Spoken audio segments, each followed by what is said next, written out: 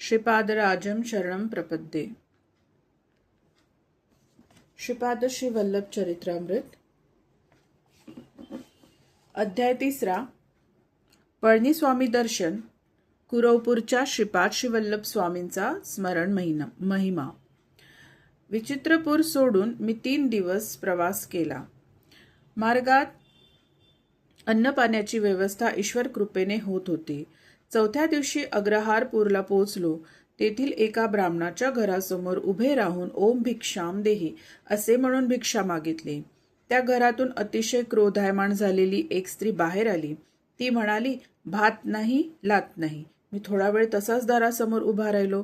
थोड्याच वेळात त्या घरातील गृहस्थ बाहेर आले आणि म्हणाले, माझ्या पत्नीने रागाने माझ्या डोक्यावर मातीचे मडके फोडले व आता त्याच्या किमती एवढे पैसे आणून द्या असे म्हणून मला घरातून बाहेर घालविले।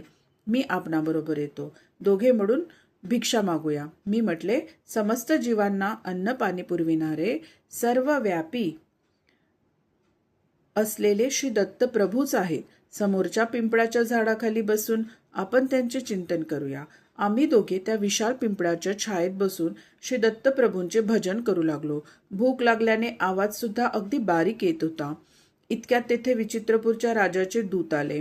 ते म्हणाले, आमच्या युवराजांना बोलता येऊ लागले आहे। राजेसाहेबांनी तुम्हाला घेऊन या अशी आज्ञा केली आहे। आपण आमच्याबरोबर घोड्यावर चलावे। मी म्हणालो, मी एकटा येणार नाही, माझ्याबरोबर माझ्या मित्रास येऊ देत असल्यास मी येईन। त्या राजदूतांनी माझी विनंती मान्य केली। आम्हा दोघांस घोड्यावर बसवून ते दूत राजवाड्याकडे निघाले। त्या गावचे लोक आश्चर्याने पाहत होते। राजवाड्यात पोहोचल्यावर राजाने आमचे स्वागत केले व म्हणाला, तुम्ही गेल्यानंतर आमचा युवराज एकाएकी बेशुद्ध पडला। आम्ही घाबरून गेलो। राजवैद्यांना बोलावले, परंतु ते येण्याच्या अगोदरच युवराज शुद्धीवर आला। त्याने डोळे उघडून दिगंबरा दिगंबरा श्रीपाद वल्लभ दिगंबरा अशा मंत्राचा उच्चार करण्यास सुरुवात केली। थोड्या वेळाने युवराजाने सांगितले की तो बेशुद्ध असताना एक 16-17 वर्षांचा आजानुबाहू अत्यंत दैदिप्यमान कांतीचा एक यती आला। त्याने युवराजाच्या जिभेवर विभूती घातली आणि त्याच क्षणी त्याला वाचा प्राप्त झाली। राजाने विचारले, ते यती कोण होते? श्री दत्त प्रभूंशी त्यांचे काय नाते आहे हे सारे विस्तारपूर्वक सांगावे। मी सांगितले, युवराजाला दिसलेले 16-17 वर्षांचे दिव्य स्वरूप यती श्रीपाद श्री वल्लभ होते। त्यांनीच युवराजास वाचा प्रदान केली। ते श्री दत्त प्रभूंचे कलियुगातील अवतार आहेत। त्यांच्या दर्शनासाठीच मी कुरवपूर क्षेत्री जात आहे। मार्गात अनेक पुण्यपुरुषांचे संत महात्म्यांचे दर्शन होत आहे। दरबारातील सर्व लोकांनी श्रीपाद श्री वल्लभांचा एकमुखाने जय जयकार केला। राजाने मला व माझ्याबरोबर आलेल्या त्या गृहस्थास सुवर्ण मुद्रा दान दिल्या। त्या घेऊन आम्ही निघालो। राजाच्या राजगुरूने म्हटले, आपणामुळेच आमचा ज्ञानोदय झाला व दत्त महिमा कळला। आम्ही आतापर्यंत वैष्णव व शैव या भेदात पापच करीत होतो। आपणच आम्हास खरा मार्ग दाखविला। आमच्याबरोबर माधव नमृदी नावाचा एक ब्राह्मण सुद्धा कुरवपुरास श्री स्वामींच्या दर्शनास निघाला। आम्ही तिघे विचित्रपूर सोडून अग्रहारपूर या गावी आलो। माझ्याबरोबर आलेल्या अग्रहारपूरच्या गृहस्थाने राजाने दिलेल्या सुवर्णमुद्रा आपल्या पत्नीस दिल्या। ती अत्यंत आनंदित झाली। तिने सर्वांना यथेच्छ भोजन दिले। त्यानंतर ती श्रीपाद श्री वल्लभांची भक्त झाली। मी आणि माधव नमृदी चिदंबरमकडे जाण्यास निघालो। सध्याच्या गुंटूर म्हणजे गर्तपुरी मंडलातील नंबुरू गावात अनेक विद्वान ब्राह्मणांचे वास्तव्य होते। मळयाळ देशातील राजाने नंबुरू येथील अनेक विद्वान पंडितांना आपल्या देशात बोलावून त्यांना राजाश्रय दिला होता। हेच ब्राह्मण नमृद्री ब्राह्मण या नावाने प्रसिद्ध झाले। हे आचार संपन्न असून परमेश्वरावर दृढ श्रद्धा असलेले वेद संपन्न ब्राह्मण होते। परंतु माझ्याबरोबर असलेला माधव नमृद्री लहानपणीच माता पित्याच्या छत्राला मुकला असल्याने निरक्षर होता. त्याची श्री दत्तप्रभूवर मात्र गाढ श्रद्धा होती. चिदंबरमला गेल्यावर तेथे श्री पळणीस्वामी नावाचे एक सिद्ध महात्मा असल्याचे कळले. त्यांच्या दर्शनासाठी पर्वतावरील त्यांच्या एकांतात असलेल्या गुहेकडे गेलो. गुहेच्या द्वाराजवळ जाताच पळणीस्वामींनी आम्हाला बघून, माधवा, शंकरा, दोघे मिळून आलात, आमचे अहोभाग्य, असे म्हणाले. प्रथम भेटीतच नाव माहीत नसताना आम्हास नावाने हाक मारणारे हे सिद्ध महात्मे आहेत यात तीळ मात्र संशय नव्हता. स्वामी म्हणाले, बाबांनो, श्रीपाद श्रीवल्लभांच्या आज्ञेनुसार मी हा देह त्यागून दुसऱ्या तरुण देहात प्रवेश करणार आहे. ती वेळ आता आली आहे. मी या शरीरात 300 वर्षे राहिलो आहे. या देहाचा त्याग करून नूतन शरीरात पुन्हा 300 वर्षे राहावे अशी श्रीपादांची आज्ञा झाली आहे. जीवनमुक्त झालेले जनन मरण रूप सृष्टिक्रमाला अतीत असलेले आणि समस्त सृष्टीला चालविणारा महासंकल्प म्हणजेच श्री श्रीपाद श्रीवल्लभ. पुढे पळणीस्वामी म्हणाले, अरे शंकरा, तू विचित्रपुरीतील कनाद महर्षींच्या कनाद सिद्धांताविषयी बोलला होतास, त्याचे वर्णन करून सांग. कनाद महर्षींचा कणसिद्धांत. स्वामींच्या प्रश्नाला उत्तर देताना मी म्हणालो, स्वामी मला क्षमा करा. कनाद महर्षींच्या विषयी व त्यांच्या सिद्धांतांच्या बाबतीत मला फारच थोडी माहिती आहे. मी सांगितलेली माहिती ही श्री दत्तप्रभूंनीच माझ्या तोंडून वदविली होती. हे तर स्वामींना ज्ञात आहेच. करुणा स्वरूप पळणीस्वामींनी कणसिद्धांत सांगण्यास सुरुवात केली. ते म्हणाले, समस्त सृष्टी सुद्धा परममूल अशा अणूंनी निर्माण झाली आहे. त्या परमाणूंपेक्षा सूक्ष्म अशा कणांच्या अस्तित्वाने विद्युत शक्ती उद्भवते. हे सूक्ष्म कण महावेगाने आपापल्या कक्षेमध्ये परिभ्रमण करीत असतात. स्थूल सूर्याभोवती ग्रह आपल्या भिन्न भिन्न कक्षेतून परिभ्रमण करीत असतात. त्याचप्रमाणे हे सूक्ष्म कण सुद्धा आपल्या केंद्रबिंदूस अनुसरून परिभ्रमण करीत असतात. या सूक्ष्म कणांपेक्षा सूक्ष्म अशा स्थितीत प्राणीमात्रांचे समस्त भावोद्वेगाचे स्पंदन चालू असते. स्पंदनशील अशा जगात काही स्थिर नाही. चंचलता हा याचा स्वभाव आहे. क्षणोक्षणी बदलणे याचा स्वभाव आहे. या स्पंदनापेक्षा सूक्ष्म स्थितीत दत्तप्रभूंचे चैतन्य असते. यावरून मला सर्वात महत्वाचे म्हणजे सूक्ष्म असलेल्या सगळ्यांपेक्षाही सूक्ष्म अशा श्री दत्तप्रभूंचा अनुग्रह मिळविणे जितके सोपे आहे तितकेच कठीण सुद्धा आहे. प्रतिकणांचे अनंत भाग केले असता एक एक कणाचा भाग शून्यासमान होतो. अनंत अशा शून्यांचे फलस्वरूपच ही चराचर सृष्टी आहे. पदार्थ सृष्टी ज्या प्रकारे होते त्याचप्रमाणे व्यतिरेकी पदार्थाचे सुद्धा असते. या दोहोंचे मिश्रण झाल्यास व्यतिरेक पदार्थांचा नाश होतो. पदार्थांच्या गुणात सुद्धा फरक होतो. अर्चावतारात प्राणप्रतिष्ठा केली असता ती मूर्ती चैतन्यवंत होऊन भक्ताची मनोकामना पूर्ण करते. सर्व मंत्र कुंडलिनी शक्तीमध्ये असतात. गायत्री मंत्र सुद्धा ह्या शक्तीमध्ये सामावलेला असतो. गायत्री मंत्रात 3 पाद आहेत असा सर्वसाधारण समज आहे, परंतु या मंत्रात 4था पाद सुद्धा आहे. तो असा, परो रजसी सावदोम चतुष्पाद गायत्री निर्गुण ब्रह्मास सूचित करते. कुंडलिनी शक्ती 24 तत्वांपासून या विश्वाची निर्मिती करते. गायत्री मंत्रात 24 अक्षरे आहेत. 24 संख्येला गोकुळ असे सुद्धा नाव आहे. गो म्हणजे 2 कुळ, गो म्हणजे 2, कुळ म्हणजे 4. ब्रह्मस्वरूपात कोणताच बदल होत नाही. परिवर्तनातीत असे म्हणून ते 9 या संख्येने सूचित केले जाते. 8 ही संख्या महामायेचे स्वरूप दर्शविणारी आहे. श्रीपाद श्रीवल्लभांचे भक्तगण त्यांना दो चौपाती देवलक्ष्मी असे म्हणत असत. सर्व जीवांचा पती स्वरूप परब्रह्मच आहे. पतिदेव म्हणजे 9 संख्या, लक्ष्मी म्हणजे 8 संख्या, दो म्हणजे 2 संख्या, चौ म्हणजे 4 संख्या सूचित करते. म्हणून दो चौ पती लक्ष्मी याचा अपभ्रंश होऊन दो चौपाती देवलक्ष्मी असा झाला.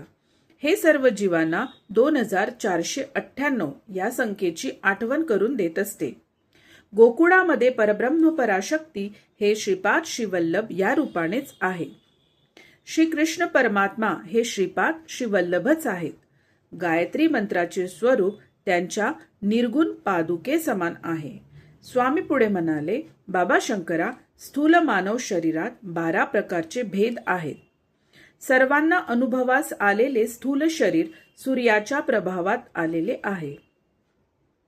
श्रीपाद श्रीवल्लभ पिठिकापुरम येथे मानव शरीराने अवतार घेण्यापूर्वी सुमारे 108 वर्षे या प्रदेशात आले होते.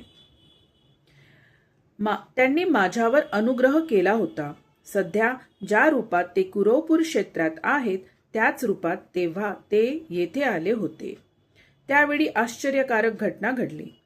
हिमालयातील काही महायोगी बद्री केदार तीर्थक्षेत्रातील बद्रीनारायणाची ब्रह्मकमळे अर्पण करून पूजा करीत होते. ती बद्रीनारायणाच्या चरणी वाहिलेली ब्रह्मकमळे श्रीपाद श्रीवल्लभांच्या चरणावर येऊन पडत. हे दृश्य आम्ही स्वतः नेत्रांनी पाहिले होते. पळणीस्वामींच्या त्या दिव्य वक्तव्याने मी अगदी भारावून गेलो. अंगी रोमांच उठू लागले. मी त्यांना विचारले, ब्रह्मकमळ म्हणजे काय? ती कोठे मिळतात? त्या फुलांनी पूजा केली असता श्री दत्तप्रभू संतुष्ट होतात असे आपल्या सांगण्यावरून कळाले. तरी कृपा करून आपण माझ्या शंकेचे समाधान करावे. ब्रह्मकमळाचे स्वरूप. माझ्या विनंतीला मान देऊन श्री पळणीस्वामी स्नेहपूर्ण नजरेने माझ्याकडे पाहत म्हणाले, श्री महाविष्णूंनी श्री सदाशिवाची ब्रह्मकमळाने पूजा केली होती. श्री विष्णूंच्या नाभीतील कमळाला सुद्धा ब्रह्मकमळ असेच म्हणतात. दिव्य लोकातील ब्रह्मकमळा समान भूमंडलातील हिमालयमध्ये हे कमळ सापडते. सुमारे 12,000 फुटावर हिमालयात वर्षातून एकदाच हे उमलते. अर्धरात्रीच्या वेळी हे फूल उमलते आणि उमलत असताना सभोवतालचा परिसर अद्भुत सुवासाने भरून जातो. हिमालयातील साधक महात्मे अशा ब्रह्मकमळाच्या शोधात असतात.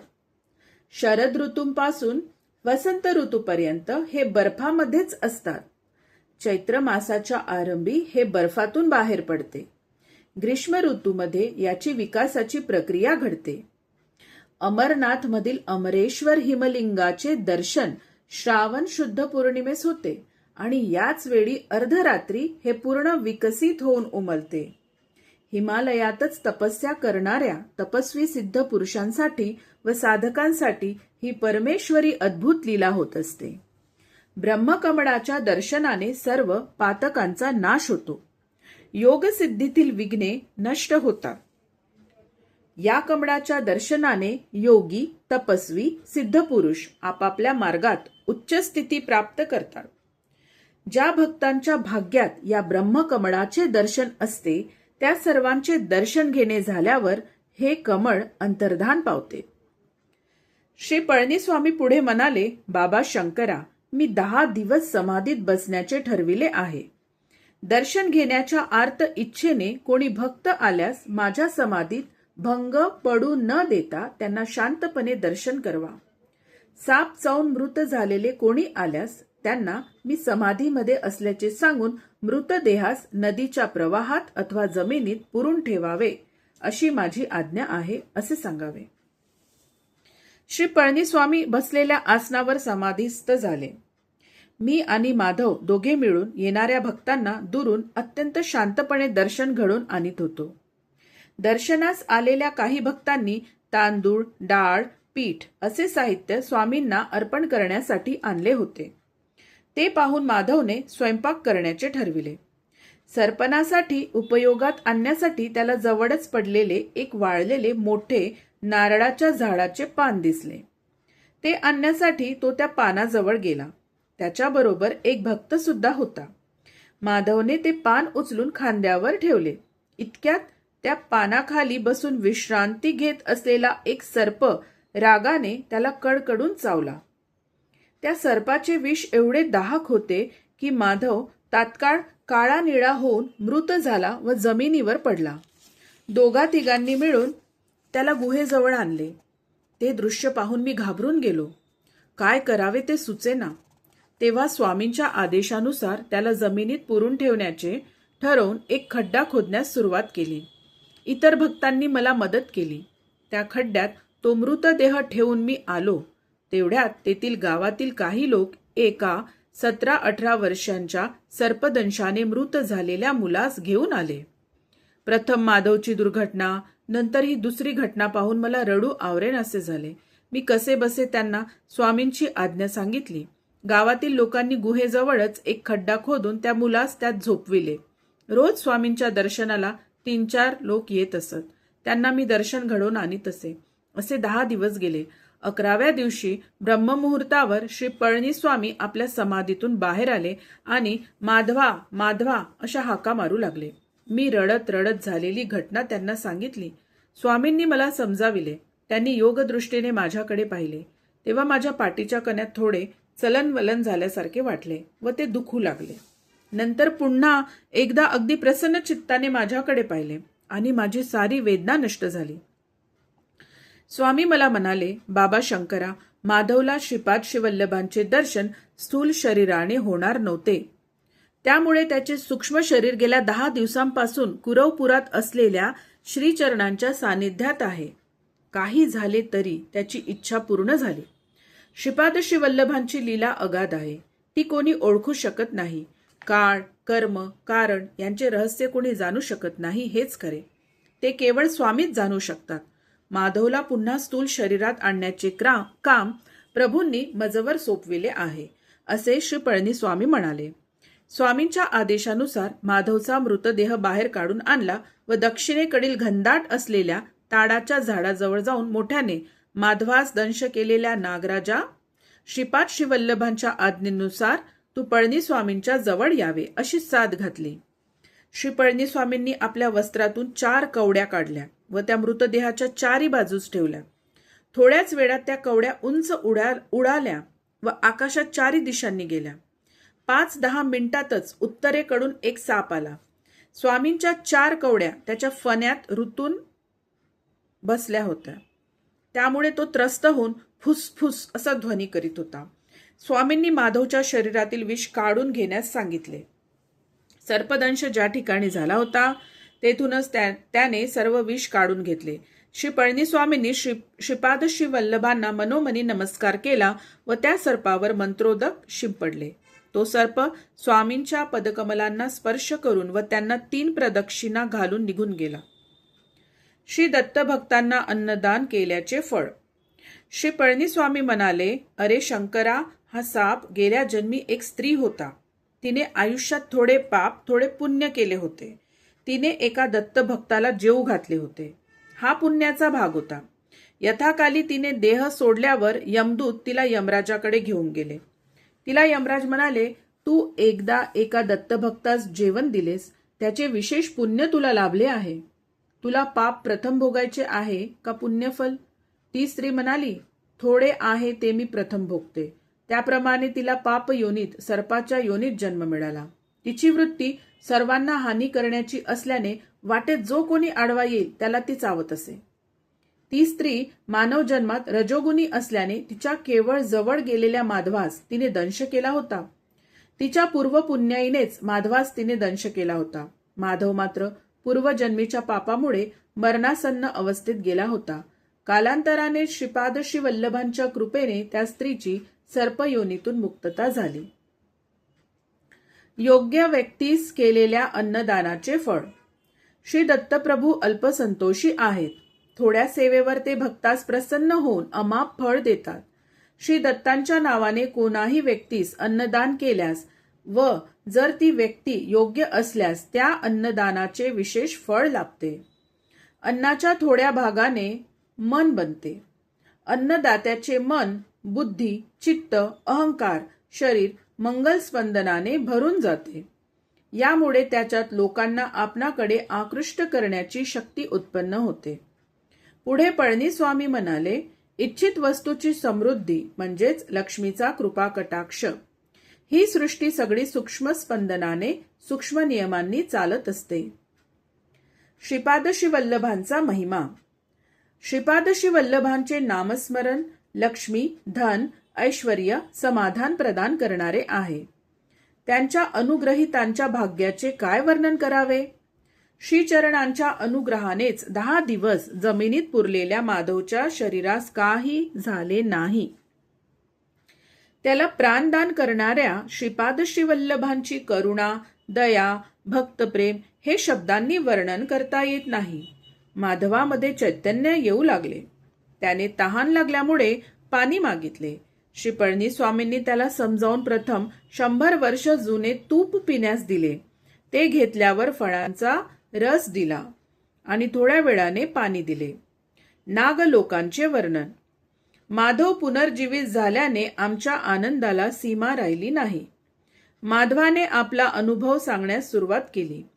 मी सूक्ष्म शरीराने कुरवपुरात पोहोचलो आणि श्रीपाद श्री वल्लभांचे दर्शन घेतले. श्रीपाद श्री वल्लभ आजानुबाहू आहेत. त्यांचे नेत्र विशाल आहेत. त्या नेत्रांमध्ये जीवांच्या प्रती करुणा, दया, प्रेम निरंतर प्रवाहित होत असते. मी स्थूल देहधारी नसल्यामुळे तेथील स्थूल देहधारी भक्तांना मी दिसत नव्हतो. श्री वल्लभांनी कुरवपुरातील त्या द्वीपाच्या मध्यभागी जा अशी आज्ञा केली. मी श्री वल्लभांचे नामस्मरण करत त्या द्वीपाच्या मध्यभागातून खोलामध्ये गेलो. भूमीमध्ये खोलात भूकेंद्राजवळ अनेक प्रासाद, वरांडे असल्यासारखे भासले. ते पाताळ लोकच आहे अशी खात्री झाली. स्थूलता पाहणाऱ्याला स्थूलरूप पदार्थच दिसतात. माझ्यासारख्या सूक्ष्मरूपधारित शरीराला सूक्ष्मरूप असलेले लोक दिसले. तेथे असणारे लोक नाग जातीचे असून कामरूप धारण केलेले होते. त्यांना इच्छा असलेले रूप धारण करण्याची शक्ती होती. त्यांना साधारणतः नागरूपातच संचार करणे आवडे.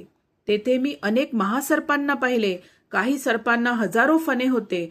फण्यावर मणी असून त्या मण्यातून दिव्य तेज प्रसारित होत होते. अन्य नाग योग मुद्रेत असल्यासारखे फणे उकलून मौन मुद्रेत होते. आश्चर्य असे की त्यातच एक महासर्प होता. त्या सर्पाला 1000 फणे होते. त्या महासर्पावर श्रीपाद श्री वल्लभ श्री महाविष्णू सारखे शयन करीत होते. तेथे असलेले महासर्प वेद गान करीत होते.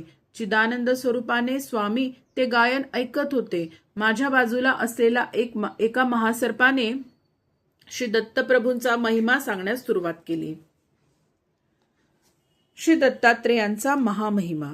तो म्हणाला, श्री दत्तप्रभू नेपाळ देशात असलेल्या चित्रकूटातील अनसुया पर्वतावर अत्री अनसुयेच्या पुत्र रूपाने पूर्वयुगात अवतरले. ते अवतार न संपवता सूक्ष्म रूपात निलगिरी शिखरावर, श्रीशैल शिखरावर, शबरगिरी शिखरावर, सह्याद्रीमध्ये संचार करीत असतात. त्यांनी नाथ संप्रदायातील गोरक्षनाथाला योग मार्गाचा उपदेश दिला. ज्ञानेश्वर नावाच्या योग्याला खेचरी मुद्रेत बसलेल्या निराकार योगी रूपात दर्शन दिले. श्री दत्तप्रभू देश काळाहून अतीत आहे.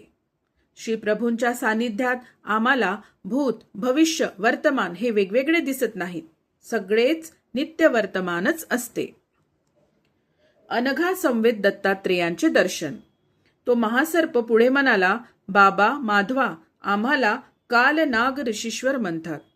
श्री दत्तांनी हजारो वर्षे राज्याचे परिपालन केल्यानंतर त्यांनी त्यांच्या रूपास गुप्त ठेवण्याचा विचार केला. ते काही वर्षे नदीमध्ये अदृश्य राहिले. त्यानंतर ते पाण्यावर आले. आम्ही अनुचर परत आमच्याबरोबर येतील म्हणून तेथेच वाट पाहत होतो. परंतु ते आमच्यापासून लपण्याचा प्रयत्न करीत होते. ते आम्हाला माहीत होते. ते परत जलसमाधीत जाऊन थोड्या कालांतराने वर्षानंतर वर आले. यावेळेस मात्र त्यांच्या हातात मधुपात्र होते. दुसऱ्या हातात 16 वर्षांची सुंदर कन्या होती. मधुपान करून सदैव गुंगीत असणाऱ्या आणि स्त्रीच्या दास्यात असलेल्या व्यक्तीस आपण आतापर्यंत भ्रमाने आपले दैवत मानले होते, या विचाराने आम्ही तेथून परतलो. त्याच वेळी ते दोघेही अदृश्य झाले. ते अदृश्य झाल्यावरच आम्हाला ज्ञानोदय झाला. त्यांच्या हातातील मधुपात्र हे योगानंद स्वरूप असलेले अमृत आणि ती सुंदरी त्रिशक्ती रूपिणी अनघा लक्ष्मी देवी आहे, याचे आम्हाला स्मरण झाले. पुनरपी त्यांनी या भूमीवर अवतार घ्यावा यासाठी आम्ही घोर तपश्चर्या केली. आमच्या तपश्चर्येचे फलस्वरूप श्री दत्तात्रेयांनी पीठिकापुरात श्रीपाद श्रीवल्लभ या नावाने अवतार घेतला. श्री कुरवपुराचे वर्णन. श्री दत्तात्रेय प्रभू त्या दिवशी ज्या जागेत स्नानासाठी पाण्यात उतरले होते तीच जागा म्हणजे हे आजचे परम पवित्र कुरवपूर आहे. ते जलसमाधीमध्ये असताना आम्ही सुद्धा आमच्या सूक्ष्म स्पंदनाने या सूक्ष्म लोकात योग समाधीमध्ये होतो. कौरवांच्या आणि पांडवांचा मूळ पुरुष असलेल्या कुरु महाराजाला ज्ञानोपदेश झालेले कुरवपूर हे पवित्र स्थळ आहे. बाबा माधवा ह्या कुरवपुराचे महात्म्य वर्णन करण्याचे सामर्थ्य आदिशेषास सुद्धा नाही. सदाशिव ब्रह्मेंद्रांची पूर्वगाथा. श्रीपाद श्री वल्लभांच्या श्रीचरणांना मी अत्यंत नम्रभावाने नमस्कार केला. त्यावेळी प्रभू अत्यंत करुणापूर्ण अंतःकरणाने म्हणाले, वत्सा, हे दिव्य भव्य दर्शन म्हणजेच फार मोठा अलभ्य योगच आहे. तुला बोललेला एक महासर्प येणाऱ्या शताब्दीत ज्योती रामलिंगेश्वर स्वामी या रूपाने अवतरून ज्योती रूपानेच अंतर्धान पावेल. तुझ्याशी बोललेला दुसरा महासर्प सदाशिव ब्रह्मेंद्र या नावाने येणाऱ्या शताब्दीत भूमीवर अवतार घेऊन अनेक लीला दाखवेल. श्री पीठिकापूर सुद्धा माझे अत्यंत प्रिय स्थान आहे. पीठिकापुरात मी जन्मलेल्या माझ्या मातेच्या गृहातच माझ्या पादुकांची प्रतिष्ठापना होईल. माझा जन्म कर्म अत्यंत दिव्य आहे. ते एक गोपनीय रहस्य आहे. तू श्री पीठिकापुरातील माझ्या पादुका प्रतिष्ठा स्थळापासून पाताळात जाऊन तेथील तपोनिष्ठ असलेल्या कालनागांची भेट घेऊन ये. श्री पळणीस्वामी मंद हास्याने म्हणाले, बाबा माधवा, पीठिकापुरातील कालनागाविषयी चर्चा नंतर करू. आपण सत्वरच स्नानाची पूर्ती करून ध्यानास बसावे अशी श्रीपाद श्रीवल्लभांची आज्ञा आहे. श्रीपाद श्रीवल्लभांचा जय जयकार असो. अध्याय 3 समाप्त. श्रीपाद राजम शरणम प्रपद्ये.